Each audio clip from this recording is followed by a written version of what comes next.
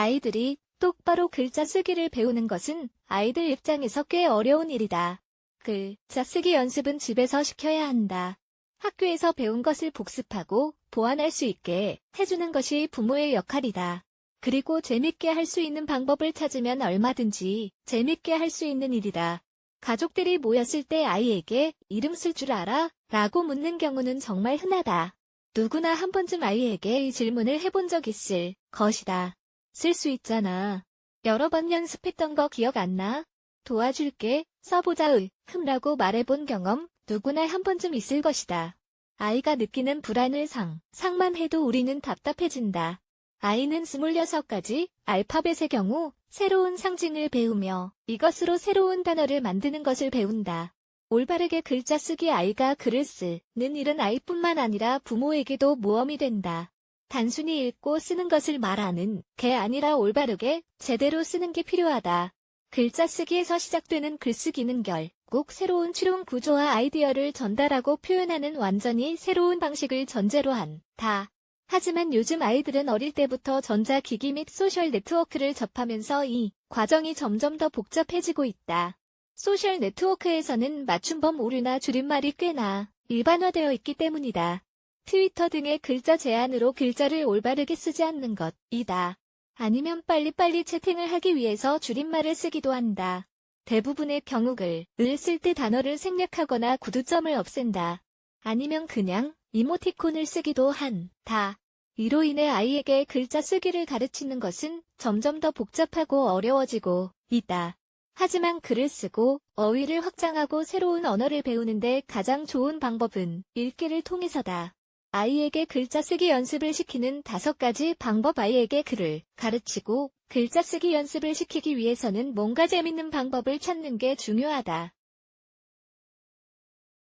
학교에서 가르치는 방식이나 전자기기를 활용하는 것 외에 재밌게 글자 연습을 시킬 수 있는 방법이 있다.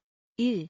최신 기술 활용하기. 아이가 핸드폰이나 태블릿 PC 등의 모니터를 보는 것에 대한 부모의 딜레마는 끝나지 않는다. 새로운 기술은 점점 더 가족들이 함께 보내는 시간의 질을 떨어뜨리고 부모가 지속적으로 모니터링할 수 없는 세계에 아이를 노출시킨다. 하지만 아이가 재밌게 글을 읽고 쓰는데 도움이 되는 내용들도 많다. 잠깐만 찾아보면 아이가 글자를 배울 수 있는 노래나 동영상, 게임을 쉽게 찾을 수 있다. 2. 게임으로 연습시키기. 스크래블 같은 보드게임은 맞춤법을 배울 수 있는 게임이다.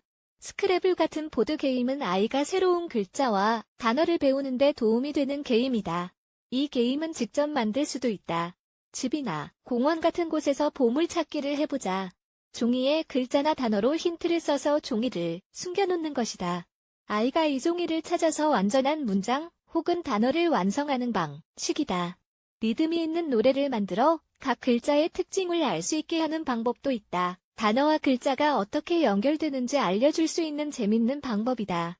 3. 단어와 문구 가르치기. 종이, 연필, 타이머를 준비해서 특정 글자로 시작하는 단어를 마음껏 쓰게 해보자. 글자를 바르게 쓰게 하는데 도움이 될 뿐만 아니라 단어를 확장하는 데도 도움이 되는 훈련이다. 어린아이와 짝을 지어 게임을 해도 된다. 아니면 단어, 구두점이 쓰여있는 종이를 잘라 끼워 맞추는 놀이를 해도 된다. 같은 단어로 여러 가지 문장을 만들어 보는 것이다. 순서나 점수 같은 것은 스스로 정한다. 이런 놀이를 통해 아이는 각자의 생각을 올바르게 표현하는 방법을 배울 수 있다. 4. 집에서 학교 놀이하기. 학교 놀이를 하는 것도 좋은 방법이다. 엄마나 아빠가 선생님이 되고 아이는 학생이 되는 것이다. 역할은 서로 바꿔도 된다. 이 놀이를 하기 위해서는 책상과 칠판, 의자 등 학교에 있는 물건들이 있어야 한다. 교복을 입혀도 된다. 아마 이렇게 하면 아이들이 정말 좋아할 것이다. 맞춤법 연습. 수업을 놀이로 하는 것이다. 수업 후에는 시험을 본다. 진짜 시험을 볼 때처럼 너무 엄격하게 해서는 안 되고 재밌게 놀이로 하면 된다. 시험 점수 대신 건강한 간식이나 여행 가기, 스케이트장 가기 등의 보상을 해준다. 5. 어딜 가나 글자는 있다. 만약 시간을 내서 아이와 게임할 수 없는 상황이라면 일상생활을 하는 중에 여러 가지 기회를 만들어보자. 어딜 가나 글자가 있기 때문에 매일 새롭고 재밌게 글자를 가르쳐 줄 수 있다.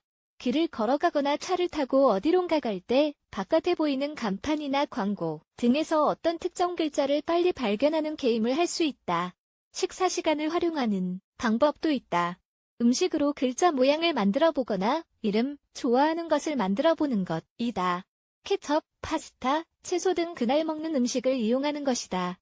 아이를 잘 돕는 방법 말하는 것은 자연스럽게 배우지만 글자를 쓰는 일에는 노력 그리고 지적 능력 및 감정적 능력이 필요하다. 단어를 여러 가지 방법으로 시각화하는 것이다. 아이가 글을 읽고 쓸 수 있게 되면 글로 새로운 세상을 접하게 된다. 읽기와 쓰기는 지적 능력을 향상시킨다. 더 나은 일상생활을 할 수 있게 되며 잠재력도 향상된다. 맞춤법을 배우는 것은 무언가를 창조하고 상상하는 능력을 향상시키는 과정이다. 이들에게 글자를 쓰는 것을 가르치는 과정에서 중요한 가치가 무엇인지 알려줄 수 있다. 언어를 존중하고 책 읽는 습관을 가지며 문학을 사랑할 줄 아는 아이로 키울 수 있을 것이다. 그리고 부모는 아이들에게 모범이 되어야 한다는 것을 기억하자. 우리가 책 읽고 있다면 아이들도 책을 따라 읽을 것이다. 우리가 하루 종일 TV를 보면 아이들도 그렇게 하려고 할 것이다.